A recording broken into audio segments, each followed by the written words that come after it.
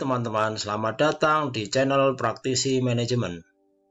Kali ini saya akan membawakan materi Autonomous Maintenance atau perawatan mandiri. Autonomous Maintenance atau perawatan mandiri adalah satu dari 8 pilar Total Productive Maintenance. Autonomous Maintenance dalam bahasa Jepang disebut sebagai Jisoo Hosen. Atau dalam bahasa kita, autonomous maintenance adalah perawatan mandiri. Sasaran autonomous maintenance atau sasaran perawatan mandiri, yang pertama, memahami definisi perawatan mandiri, memahami tujuan perawatan mandiri, memahami penyebab kerusakan, dan yang terakhir, memahami gejala kerusakan mesin. Definisi perawatan mandiri. Kegiatan yang dirancang untuk melibatkan operator dalam merawat mesinnya sendiri, di samping kegiatan yang dilaksanakan oleh bagian perawatan. Adapun perawatan mandiri yang dapat dilakukan atau dikerjakan oleh operator, meliputi pengecekan harian, pembersihan, pelumasan, pengencangan mur dan baut, reparasi sederhana, pendeteksian penyimpangan. 3 persyaratan atau key tools yang harus dipersiapkan pada saat pelaksanaan perawatan mandiri. Yang pertama, papan aktivitas atau visual board. Yang kedua, pertemuan singkat, pengarahan atau brief meeting. Ketiga, belajar dari satu masalah atau yang biasa disebut dengan one point lesson. Kegiatan perawatan mandiri kita bisa lihat pada foto berikut ini. Ini contoh mesin sebelum kita mengadakan perawatan mandiri. Setelah melakukan kegiatan perawatan mandiri, mesin terlihat lebih rapi dan lebih baik. 7 langkah perawatan mandiri.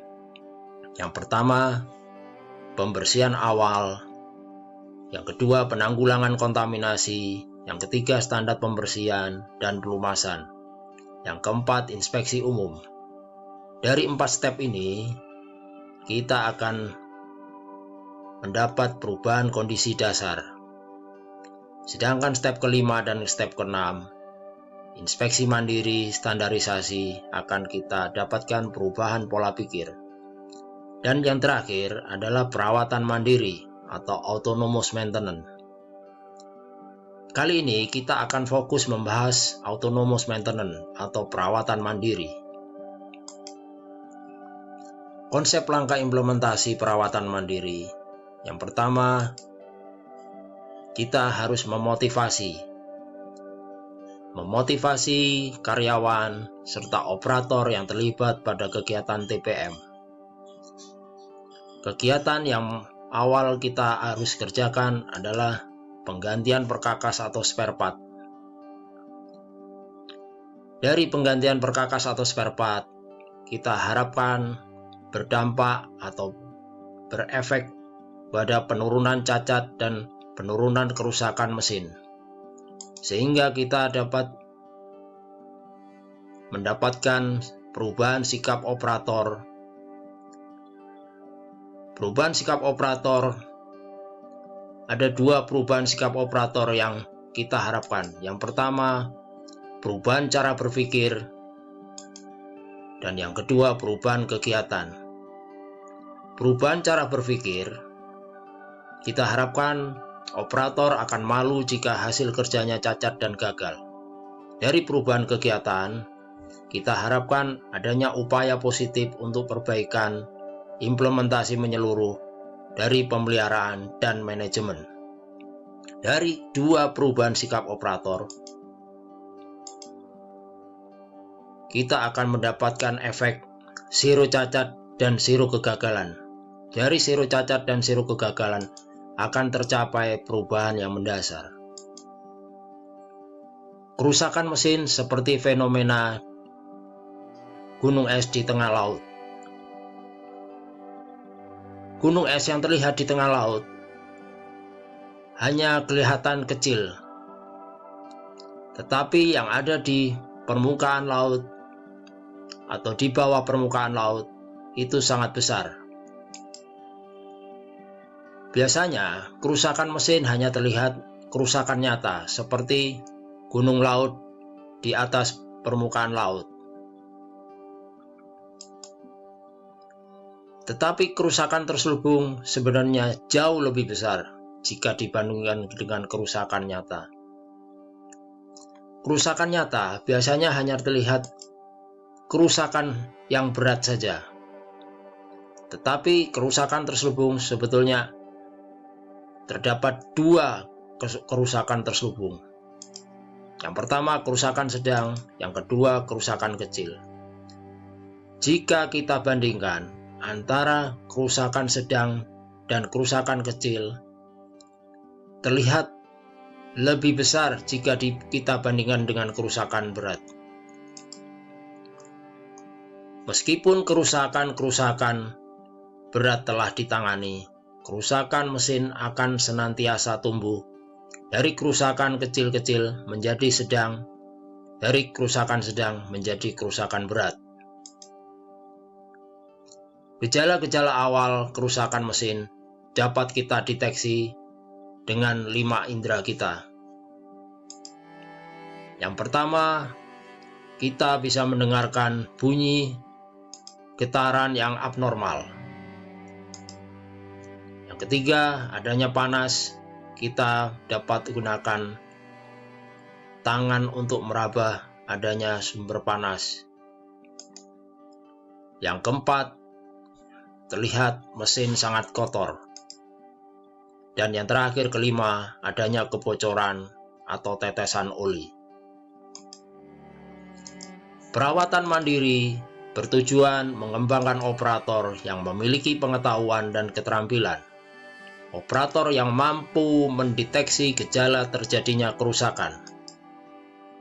Menciptakan tempat kerja yang teratur sehingga setiap penyimpangan dari kondisi normal dapat dideteksi dengan cepat. Konsep dasar perawatan mandiri. Sumber daya manusia atau operator mesin. Kita harapkan adanya perubahan perilaku dan konsep dasar. Yang awalnya operator, saya menjalankan, kamu mereparasi, berubah menjadi saya menjalankan dan saya merawat sendiri mesin saya. Dari perubahan perilaku dan konsep dasar, kita akan mendapatkan efisiensi mesin yang maksimum. Efisiensi mesin yang maksimum akan kita peroleh dengan penurunan kerusakan, zero kegagalan, zero cacat. Dari ketiga efisiensi mesin yang maksimal akan kita mendapatkan pelaksanaan secara bertahap oleh circle, mengurangi losses. Dari efisiensi mesin yang maksimal, kita akan mendapatkan tempat kerja yang bersih, aman, nyaman, efisien. Tentunya perusahaan yang menguntungkan. Bagaimana mencegah mesin rusak dan bermasalah? Pertama, menjaga mesin dalam kondisi normal. Tindakan yang harus dikerjakan adalah yang pertama inspeksi, yang kedua pembersihan, yang ketiga pengencangan baut, yang keempat mempertahankan prosedur pengoperasian yang benar. Dari menjaga mesin dalam kondisi normal, kita lanjutkan dengan deteksi kondisi abnormal secepat mungkin. Kegiatan yang harus dilaksanakan adalah yang pertama inspeksi atau operator menggunakan 5 indera. Yang kedua, inspeksi atau operator menggunakan alat deteksi dengan kru pemeliharaan atau maintenance crew. Dari deteksi kondisi abnormal secepat mungkin, kita lanjutkan dengan mengembangkan dan implementasi untuk mengembalikan kondisi mesin kembali normal. Adapun cara atau kegiatan yang dapat kita kerjakan, yang pertama kita menggunakan tanyakan dengan mengapa 5 kali atau why while analysis. Yang kedua, mengembangkan standar baru. Dari mengembangkan dan implementasi untuk mengembalikan kondisi, kita kembalikan menjaga mesin selalu dalam kondisi normal. Kondisi ini akan selalu berulang. 12 kunci keberhasilan perawatan mandiri. Yang pertama, pelatihan pengenalan TPM. Yang kedua, kerjasama antar departemen. Yang ketiga, perawatan mandiri adalah bagian dari pekerjaan produksi. Yang keempat, kegiatan kelompok. Yang kelima, ini sangat penting, adalah manajer harus memimpin TPM. Yang keenam, pelatihan di lapangan. Yang tujuh, laksanakan terlebih dahulu.